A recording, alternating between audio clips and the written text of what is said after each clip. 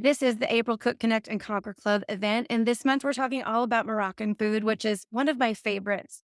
Because if you've been around me at all, you know that food is about memories and fun and the connections that we make there. And I fell in love with Moroccan food 27 years ago on my honeymoon in Washington, D.C. We're from Arkansas. We don't have food like that around here. At least we didn't then.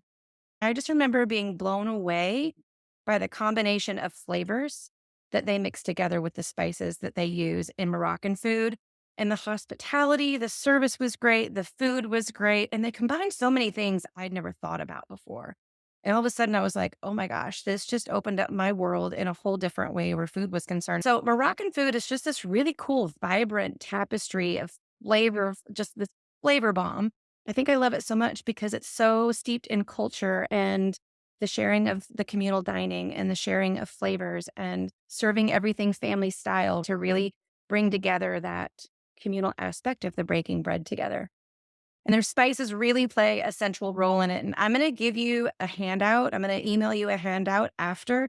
But I've put together a fun guide to Moroccan food that lists out the main staple spices, which are going to be things like coriander, cinnamon, paprika, ginger, saffron. They do this cool thing of like really mixing the sweet, what I think of as sweet spices and savory together that makes it really interesting. And you can be vegan or vegetarian or a meat eater. There's so many different foods involved. And so tonight we're going to play with a chickpea tagine. If you're a meat eater, you could easily substitute chicken in the same place. So all of these things, I'm going to talk about different things that you could substitute, switch in and out. Some of my favorite tips along the way for getting dinner cooked faster and my quick hits and tips for a great, delicious meal. There's such complex flavors, but when you break it down and you look at it, they're really simple, everyday foods and spices that we have access to. And so I think we quite often think we can't try these different world cuisines because I'd have to go to a specialty store or I have to have cooking skills that are up here. And none of that is true. So we're going to make a chickpea tagine tonight. And tagine is just a fancy word for a Moroccan clay pot that they cook a lot of their stews in. And then it's become kind of the name for a Moroccan stew. Sounds fancy. At the end of the day, it's a stew. I do love to cook in my Moroccan tagine because I love to theme everything. I love to cook in the right vessel or have fun dishes or play a playlist, right? I love to add all those things because it really brings you into the moment and helps you relive some of those memories. I remember hearing the music in the restaurant and I love to relive those moments over and over. But tonight we're going to use a large skillet to show you that it's easy and doable at home, even on a weeknight. The chickpea tagine from start to finish is probably going to take 30 to 45 minutes. Closer to 45 if you're cooking with meat, but because we're using chickpeas, it should go a little bit faster. It's going to have dried apricots and carrots and potatoes and chickpeas and diced tomatoes and a whole bunch of spices. Hearty enough to feed your family and feel like you're getting a full meal. It's got plenty of nutrients and protein and vegetables, and it hits all those fun textures too. To me, you've got to have flavor, texture, the smells, all of it for it to be an amazing meal. So we're going to do the chickpea tagine. I talked about spices, but I didn't talk about some of the other ingredients Moroccan food is known for that will also be in your guide along with all of these recipes. But they're known for things like preserved lemons, where they preserved lemons in a salt brine, and it adds that citrus, but a really interesting salty note. They're known for using olives and dried fruits, which is why we're bringing in those dried apricots. And so they really do hit like all those flavor senses from umami to salty to sour to sweet. And most of those things you can find in your local grocery stores. The preserved lemons, harissa paste is another one you can find in most grocery stores. But if all else fails, I know Amazon sells preserved lemons because I've looked at them. So we're going to get started. I've already started prepping some of the vegetables just to save us time. But I have to do some of it in front of you because there are tips and tricks I think that save us time that I just feel like must be shared on repeat, as well as things like knife skills. So the first thing we always do before we start cooking is all of our prep. It makes everything go so much faster when you chop everything and have it measured out before you start. I know it sounds like it takes more time. I promise you it does not. You will burn less, ruin less. And if you have an ADHD brain like mine, you will get less distracted whilst cooking if you have everything done and ready to go. Otherwise, I don't know about you, but I'm burning shit on one end of the kitchen and then I get squirreled and I'm pouring a glass of wine over here and then I forget to add an ingredient and the whole thing just goes to hell in a handbasket. I have 1 cup of potatoes already cut here, just a peeled and skinned potato. You could easily substitute sweet potato if that's more your jam, any potato that you like. Again, recipes are guidelines. Have fun with it. Mix it up. If you don't have potatoes, use something else. So, onions. Everybody hates dicing onions, right? I love it. And I'm going to show you a quick tip. So, I've got my onion peeled and cut in half, and I've still got the little hairy end. What we're going to do is I am going to slice from the side, not all the way through. We want to keep it intact, hold it together. And we're going to create small slices. And now all we're going to do is turn this and rock it back and forth, and you have a diced onion. You don't have to make it super complicated. And the big thing is you really want your slices, your dices to be roughly the same shape and size so that they cook evenly. That's really the goal. So we're going to put our 1 cup of onions in a separate prep bowl because we're going to saute those up first before we add all the other goodness. Now, if you love a lot of onion, go for more. If you want less, use less. If you don't like onion at all, don't use it. It's not a big deal. So you can see our guidelines.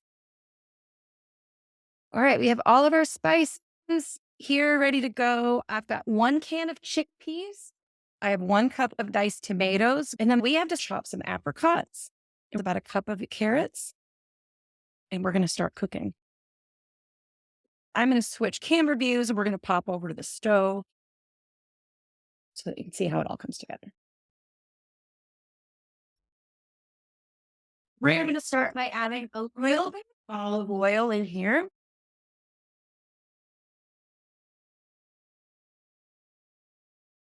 I'm just going to give it a couple of turns around the pan and let that heat. Now we'll know it's ready for the onions to saute when we start to see it glisten a little bit.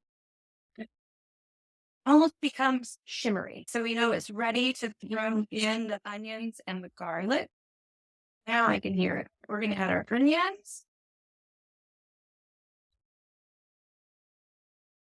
Then we're going to add our garlic. If you don't have a garlic press, get one. It's the best thing ever. You don't have to cut this, peel it, anything. You just pop it right in here. Squeeze it. This is the one from Hamburg Chef. I love this thing. They last for years. Now we're just going to let this sit and simmer. And I'm going to grab a prep bowl. We're going to measure out all our spices while this just does its own thing. I've got this on medium high heat.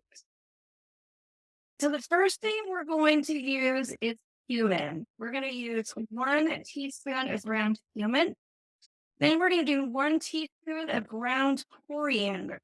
We're really starting to add layers of flavor and depth.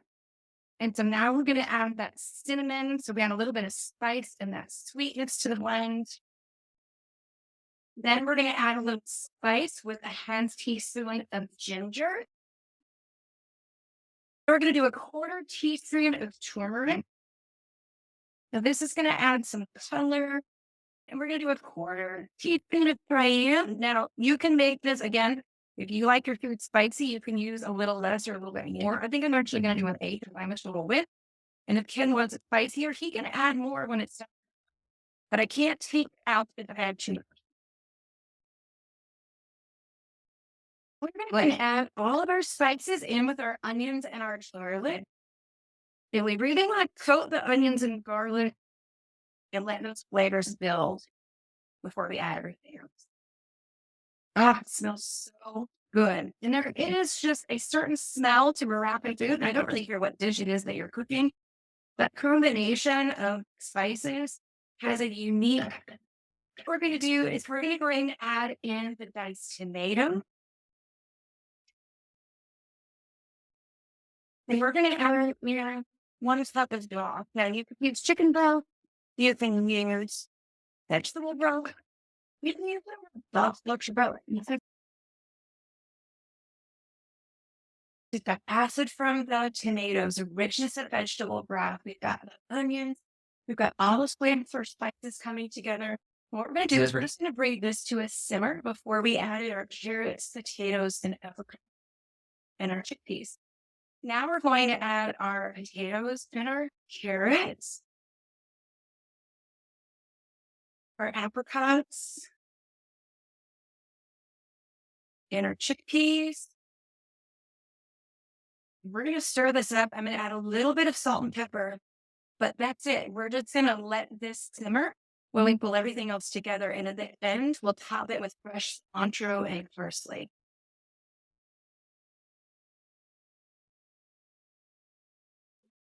Don't forget to taste as you cook. Salt, don't be afraid to add salt. Salt really acts and brings out the flavors of the dish. Salt makes things taste more like what they are. Like it really does bring out the essence. Don't forget to salt while you're cooking it, not just. There it is. Doesn't it look delicious? So this has been an excerpt from the April Cook, Connect, and Conquer Club event where we focused on Moroccan food.